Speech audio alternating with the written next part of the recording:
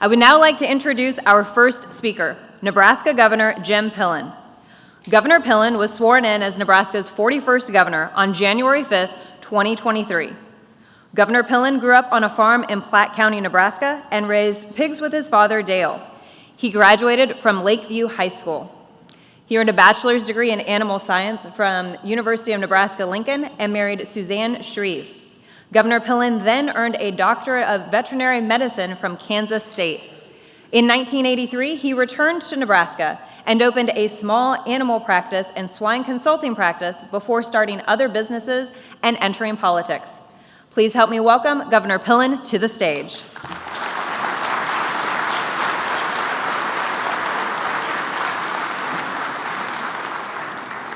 Well, good morning. Extraordinary privilege for a farm kid from Nebraska that grew up about 75 miles straight west of here to be able to come and speak before you. First off, welcome to Nebraska. This is the good life. Nebraska is an extraordinary special place on a lot of fronts, but the main thing is it's the people. The people of Nebraska have extraordinary hearts, step up and help neighbors, whatever the set of circumstances are. And we've had a lot of challenges between blizzards and tornadoes and 95 mile an hour winds to do a lot of helping this past year. Couldn't be more proud of Nebraskans. But maybe the biggest thing is just an extraordinary thank you to all the men and women in this room for all that you do and for answering the extraordinary call of public service in all the roles that you do to secure our nation and secure our planet. I'm getting goosebumps trying to express the extraordinary gratitude. And I have I'm 20 months into being the governor of Nebraska.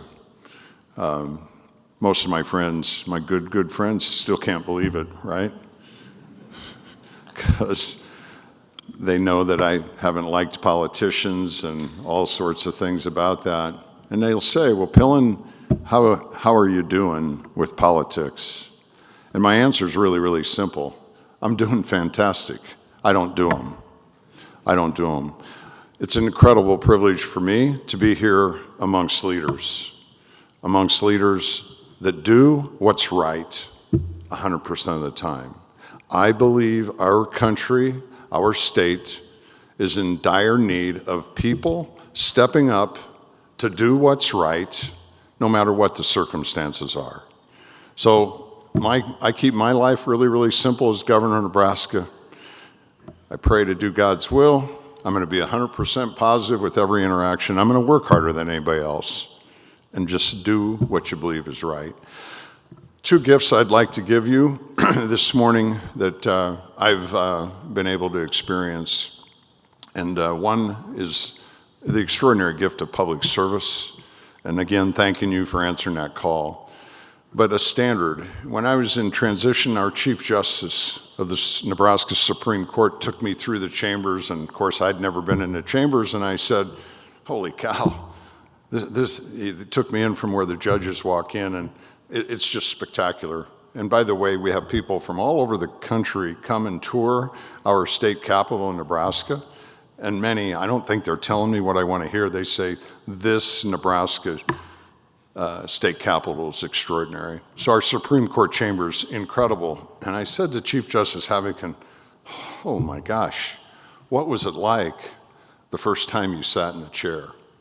And he looked at me, he said, Jim, I've been sitting in this chair 16 years, and it's exactly the same today as the first time I sat in a chair. Now, I hope that touches you like it did me, because that said to me, okay, Jim, that's the standard that I will serve as the governor of Nebraska. And I think the thing that helped me is to say, what is our why? Why on earth are each of us here? What is our why? And that then can be our North Star, so that today is exactly the same as the first time you sat in your chair. I think it's incredibly important. our planet, for everybody in this room. Our nation needs it. Our planet needs it for what you do.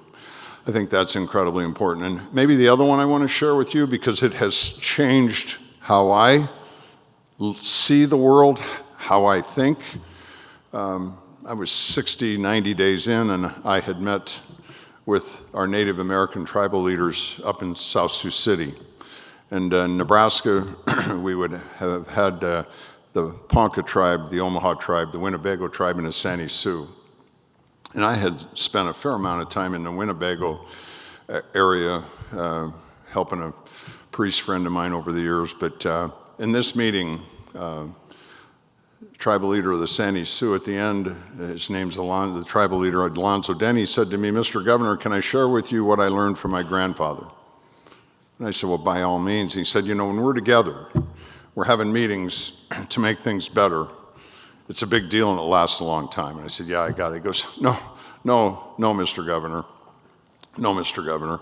My grandfather said it lasts for 7 generations. 7 generations. Now, I don't know about all you probably got it, but this kid didn't understand that. I didn't see the world thinking like that, and I have every day since then. And it's impacted me on how I see our planet, how I see our water, how I see our resources, and how I think about what's really, really important on what we focus on today. So 7 generations matter. And I would just tell you my opportunity to work alongside periodically with Colonel Howard and General Cotton, 2 extraordinary leaders, and leadership matters. I had the privilege of getting to play for Coach Osborne, and Tom Osborne. He's 86 years old. He works every day yet, giving everything he can to create a mentoring program that's never been seen before. We have over 12,000 matches today, stimulating folks to become mentors, to just show up and help kids. Leadership matters. And maybe the last thing I wanted to share, just from a perspective of, okay, what can I do, farm kid that's blessed to be governor of Nebraska, what can I do to help? Well, I do believe food security is a big deal.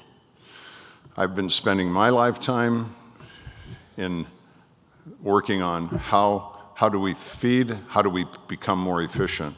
There was a group of us about 25 years ago. I'd like to share this because I think how incredibly important food security is around the world. There was a group of us working 25 years ago of looking at the planet and the population.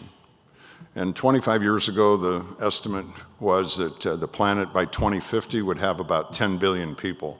I think today maybe it's 9.2 or something like that.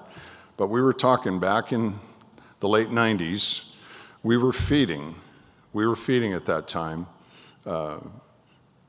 less than 4 billion people with 6.2 billion on the planet. So over 2 billion were caloric deficient 25 years ago. So we said, think about this. By 2050, 10 billion people, and today, 50 years, we're only feeding 4. And because of global stabilization and finance, the projection we had then was that, we're going to have to figure out how to feed 8 billion people. So think about that. It's been an extraordinary privilege to be a part of that conversation and that dynamic, and that's kind of how our family grew, our business in the pig world, where we raised a couple million pigs and got into genetics simply because, think of it, we have to figure out how to feed 4 billion more people in 50 years than it took from the time of Christ. It's extraordinary. And it's a necessity, right, for extraordinary security. And then the last thing I want to brag about Nebraska, beside all the things that you saw, we have an extraordinary resource, an extraordinary gift, It's just like the gift of grace, right? You can't buy it, you can't give it. It's the gift of grace. It's called water. Water. We have the Ogallala Aquifer in Nebraska that is the single largest underground reservoir in the Western Hemisphere, right here in Nebraska. Our water is the most incredible resource, and you can be rest assured as long as I'm governor, we're working to strengthen our management of our water, to make dadgum sure that our water is here for 7 generations plus, that our aquifer stays sustainable and moves. That's why today, this morning, for farm boys here in Nebraska, the rain that you got woke up, we call that $1 million rain. It put all the corn and beans in the bin. And so the last thing is the bioeconomy. Valerie Reed, who heads up the Department of Energy, was at our summit last week, our Governor's Ag and Economic Development Summit, and we're working very, very hard on the bioeconomy. And she said, just so you know, the bioeconomy is the economy. The bioeconomy is the economy, and the bioeconomy is really simple. It's what we are now making that all of us need and use every day. We're making it from carbon above the ground instead of carbon below the ground.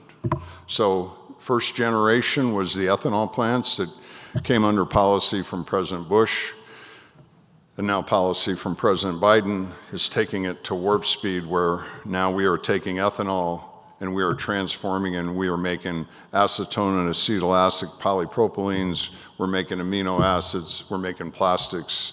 We've got a startup company here in Omaha that believes that we'll soon be making acrylics and nylon. The one guy that heads it up, his name's Billy. I nicknamed him Billy Nylon, because it's extraordinary what's happening. And why is that going to happen? It's a natural evolution. My grandfather was a World War I veteran. He farmed with horse and plow, and then transformed to a tractor using fossil fuels. My dad always told the story when Grandpa, he was a proud German he loved his horses, and he told about the first time he drove a tractor across the field. He was getting close to the fence and got really, really nervous, didn't know what to do, and all he could say is, "Whoa, you son of a gun, whoa." And then he drove right into the fence. Well, here's the deal. I think it's really important for us. We have cutting edge work ahead. We have to take risks to secure our nation from our foreign enemies, to secure our nation for food security, to secure our nation environmentally. We have to take risks. We have to be bold, courageous leaders. And if we run into the fence once in a while, it's okay. We'll pick ourselves up and keep doing our best every single day. Thank you for the opportunity to be before you. Thank you for being extraordinary public servants. I hope your North Star stays bright. I hope your seat is as fresh as the first day you sat in it. And I hope when you really, really think about things that's going on today that you think about 7 generations so it gets really clear on the high-value stuff to work on. God bless you all. God bless the great state of Nebraska and the great country of the USA. Thank you for the opportunity.